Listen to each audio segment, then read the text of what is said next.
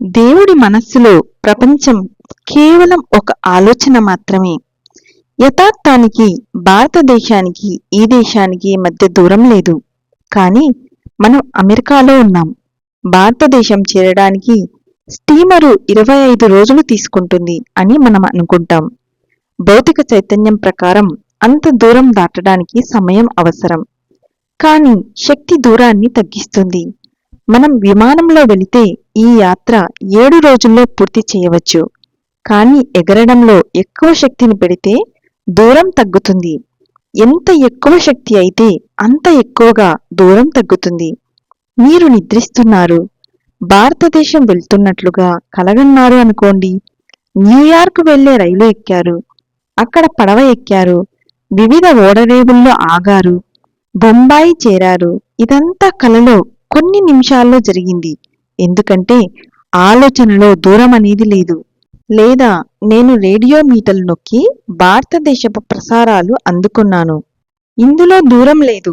ఇదంతా నా మెదడులో ఒక భావన.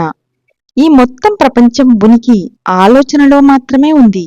మనస్సుకున్న శక్తి అటువంటిది. దూరం అనేది మానసిక భావన. నేను కళ్ళు మూసుకొని 2000 మైళ్ళ దూరంలో ఉన్న విషయాలను గురించి ఆలోచించగలను.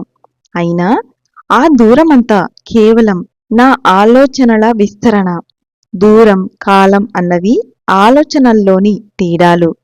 కళ అనే అనుభవంలో ఐస్ క్రీంకి, కాఫీకి తేడా ఏముంది? మీరు మేల్కొన్నప్పుడు కలల లోకంలో ఐస్ క్రీం అనేది ఒక ఆలోచన అని, వేడి కాఫీ అనేది మరో ఆలోచన అని తెలుసుకుంటారు. అవి కేవలం 2 వేరువేరు భావనలు. ఆలోచనకు సర్వజ్ఞ శక్తి ఉంది. నేను మాట్లాడుతున్నది దేవుడి ఆలోచన గురించి. ఆలోచన ద్వారా ఆయన సర్వవ్యాపి అయినట్లే మనం కూడా. రేడియో ద్వారా మనం భారతదేశపు ఆలోచనను, అమెరికా దేశపు ఆలోచనను కలపడం లేదు. అక్కడ దూరం లేదు.